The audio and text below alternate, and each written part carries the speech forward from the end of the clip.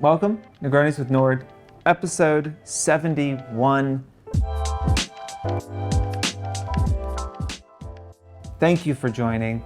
I do not have a drink. I am, taking it easy on the sauce this week as I'm getting married next week, which is one way to announce that I'm getting married next week, and thus I will not be filming the show for the next few weeks.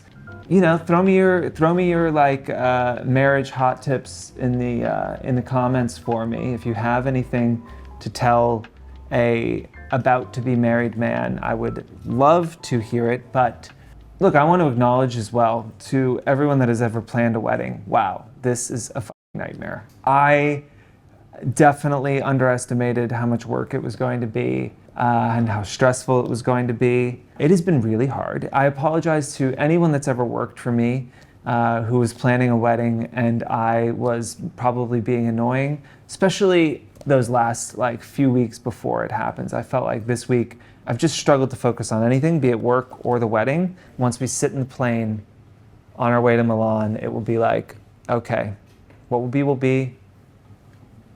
I won't be with you for the next few weeks. Parrish, who is on our strategy team, is going to be filling in. Maybe he'll just take over and you guys will never see me again because he will crush it. It's absolutely possible and I welcome it.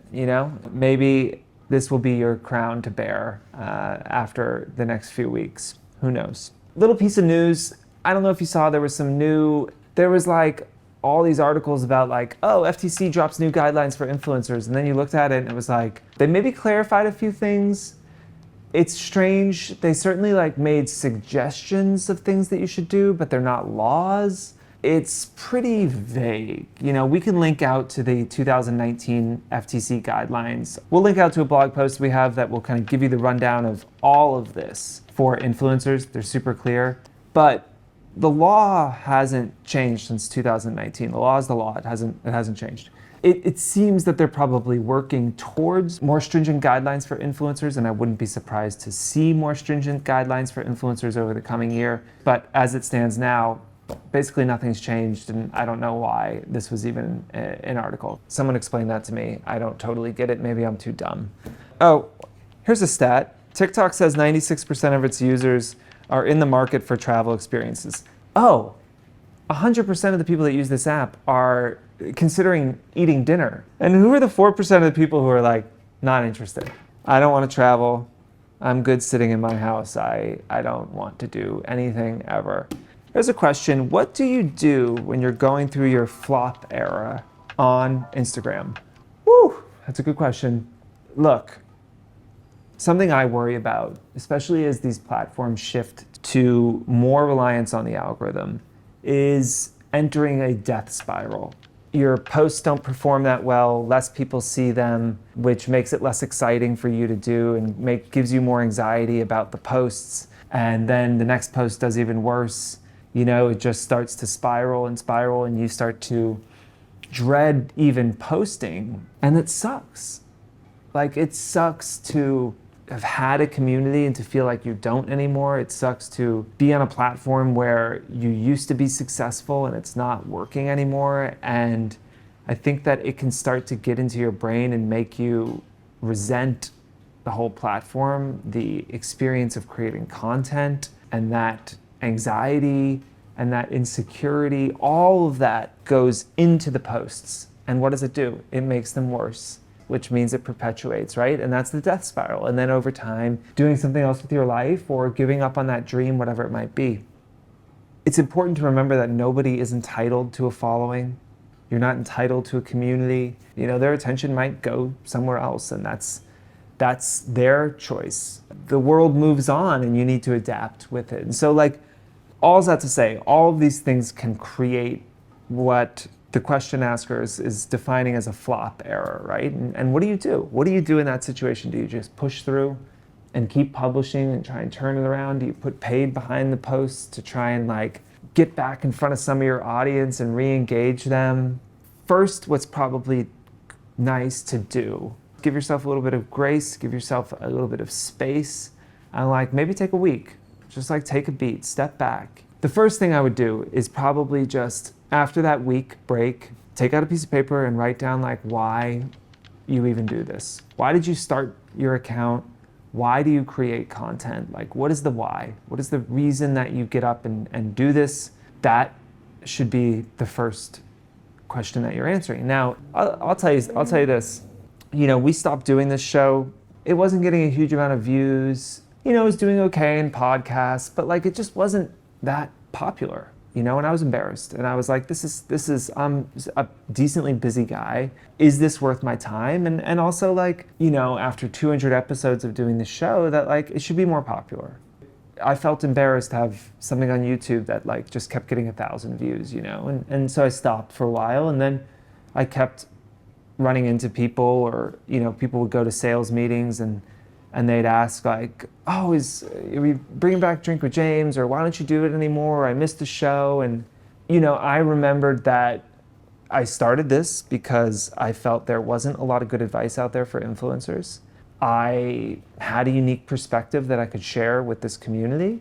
It would be a good way for me to stay connected to what's happening in the industry and stay on top of trends, right? And none of that had anything to do with follower count or view count.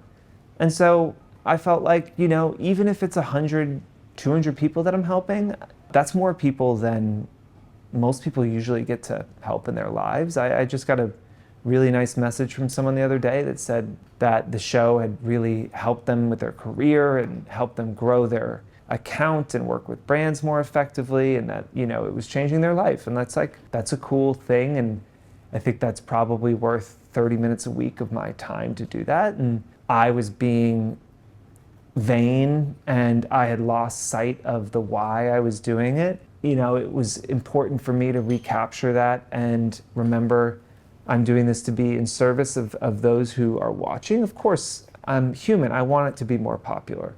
I would love for more people to watch the show. I would like to be more famous, of course. Like, who wouldn't? But that's not the why, right? That's maybe a hope, that's a goal, that's something to work towards, but that's not the why. So write down your why. I can't stress enough that like, if you can't get back to a place where you are excited about the content you're creating, that you are excited about hitting publish, it's just never gonna work. Like, if you don't wanna post it, why would I wanna consume it? If that's where you're at, if you're not enjoying the content creation, if you're not enjoying putting this stuff on the platform, engaging with people, there's really no path to this working, and I think that's a existential threat, and you need to deal with it. That could be doing things to try and reconnect with what you love about content creation. That could be, I don't know what that is for you. Every person, it's different, but people can tell when you care, and they can tell when you don't care, and they can tell when you're phoning it in versus when you're really putting an effort in. You cannot create entertaining content if you are not entertained by it, and if you are not enjoying doing it. And so I think if you're in that place, it's really hard to get out, but like, what's the other option? Like, you're just gonna do something you hate for the next 20 years? That's not, obviously that's not gonna work, right? You cannot do something for the next decade that you hate and doesn't bring you joy anymore, even if it makes you money. So in closing, try and reconnect with the why. If reconnecting with the why is still being blocked by your inability to enjoy what you're doing and be passionate about it, I think you have to try and take a break until you can come back and get excited about it, or you need to change things up and try something different every week.